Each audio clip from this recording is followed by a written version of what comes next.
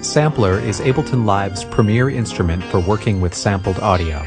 It combines flexible multi-sampling with a rich set of internal sound shaping possibilities and an extensive modulation system. Because Sampler is integrated into Live itself, it can work with massive sample collections while using a minimum amount of computer resources. Best of all, Sampler was designed with the same attention to workflow that can be found throughout the Ableton product family. This means the Sampler is both powerful and easy to use. In this movie, you'll take a tour of some of Sampler's inspiring presets, get a basic overview of its interface, and get an introduction to using Sampler for sound design. First, let's listen to some sounds from Sampler.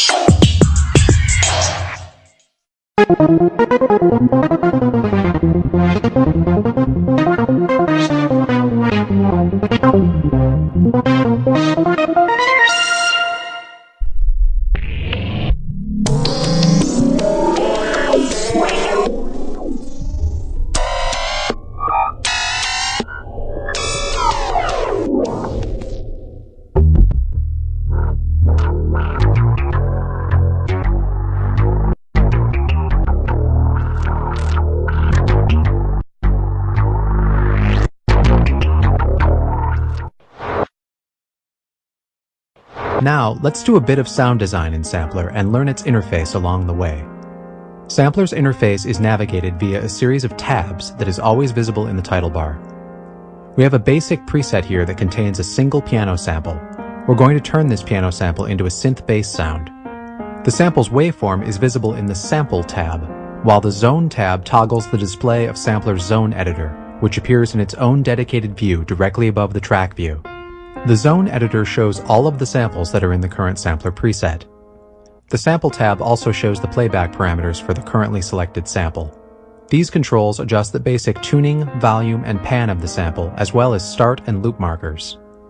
To start, I'll enable looping and create a short loop.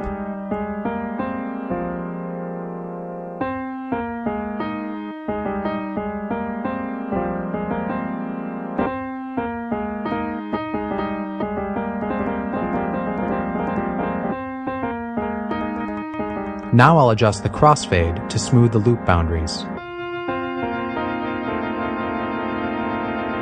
For this sound, it's okay if we can still hear a bit of roughness. I'll now click the Pitch Osc tab, which is divided into two sections. The upper half contains a modulation oscillator, while the bottom half contains the pitch envelope. The modulation oscillator applies frequency or amplitude modulation to the samples, depending on the setting of the toggle switch below the oscillator's activator. We're going to use amplitude modulation to add a bit of bite to our sound. First, I'll click the Osc button to enable the oscillator. Then I'll click AM to switch it from frequency modulation to amplitude modulation. Now I'll turn up the oscillator's volume. At very high values, the sound will become distorted and inharmonic. I'll also adjust the velocity to volume slider to about 20% so that our oscillator has some velocity sensitivity.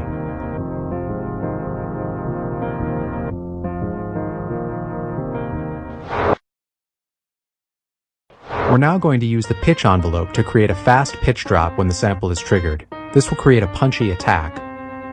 First, I'll enable the pitch envelope and set the amount to +12 steps. We now have a pitch drop when we press a key, but the envelope settings aren't quite right for our purposes. We want something faster and more dramatic. For this, I'll adjust the envelope settings.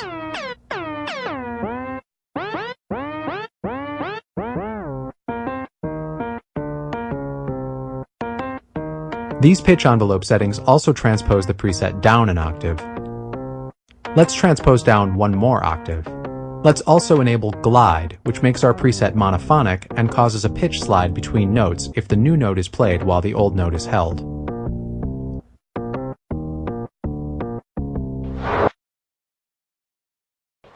A good synth bass needs a good low-pass filter. I'll click the Filter Global tab to view our filter and volume envelope parameters. I'll now turn the filter on and change the type to LP24, low pass, 24 dB per octave. I'll now make the filter's effect more prominent by setting the filter's frequency to about 185 Hz and the resonance to about 6. So far, the filter has mostly just made the sound quieter. To get a more dramatic effect, I'll enable the filter envelope and turn the amount all the way up to 72. I'll tweak the decay and sustain values to find a sound I like. This is much closer to the sound we're looking for, but it's still too quiet. Let's adjust the volume envelope's velocity to volume slider to add a bit of velocity control over volume. I'll set this to 70%.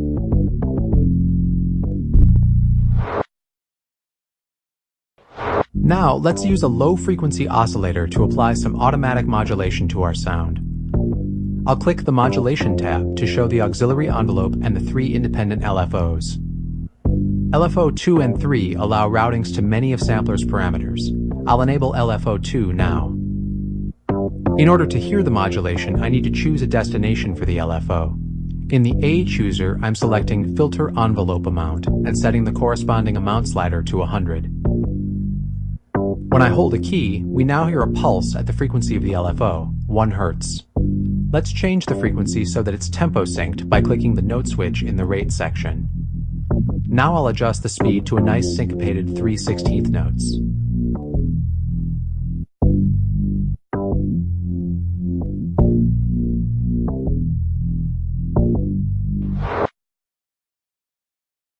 To really make our synth bass an expressive performance instrument, we'll now add some MIDI control.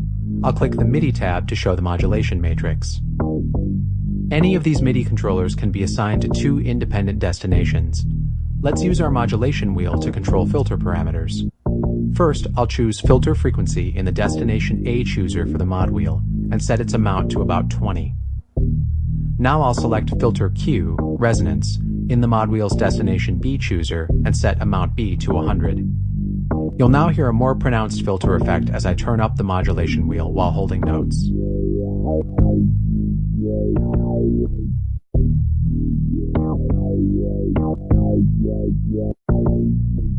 In this movie, you've gotten an introduction to some of Sampler's presets, its interface, and a quick tutorial in basic sound design.